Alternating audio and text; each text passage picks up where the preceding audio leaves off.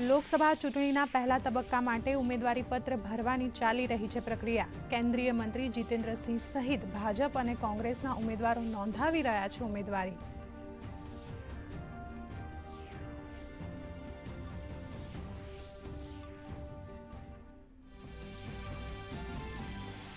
લોકસભા ચૂંટણી પહેલા ગુજરાતના 2 આઈપીએસ અધિકારીઓ સહિત રાજ્યના 4 જિલ્લા કલેક્ટર અને પોલીસ વડાની બદલી। છોટાઉદેપુરના પોલીસ વડા આઈજી શેખ અને અમદાવાદ ગ્રામ્યના પોલીસ વડા અમિત વસાવાની કરાઈ બદલી।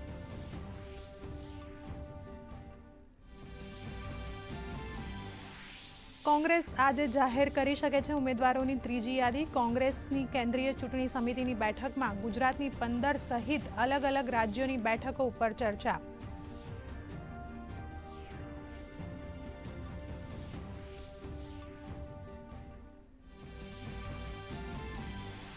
સુપ્રીમ કોર્ટના આદેશ બાદ આજે State Bank of India electoral બોન્ડના સિરિયલ નંબર અને યુનિક આઈડી કરશે જાહેર। સુપ્રીમ કોર્ટે આજે સાંજ સુધીમાં તમામ માહિતી સાર્વજનિક કરવા કર્યા છે નિર્દેશ। આ તરફ ઇલેક્ટ્રલ બોન્ડ મુદ્દે કોંગ્રેસે યોજી પત્રકાર પરિષદ।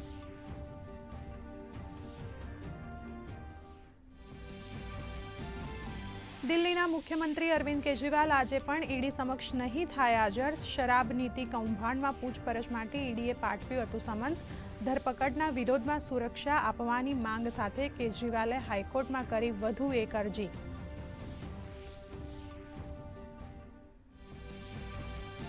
ઉનાળાના પ્રારંભે જ સૌરાષ્ટ્ર અને કચ્છમાં કાળઝાળ ગરમી।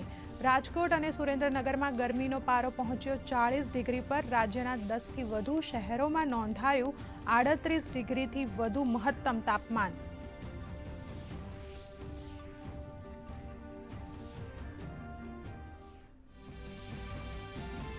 ફાગણી પૂનમે ડાકોર આવતા શ્રદ્ધાળુઓ માટે વહીવટીતંત્રએ બનાવી એપ્લિકેશન। ડાકોર મેલા એપ્લિકેશનની મદદથી શ્રદ્ધાળુઓ લાઈવ દર્શનથી લઈને આરોગ્ય સેવાઓનો લઈ શકશે લાભ।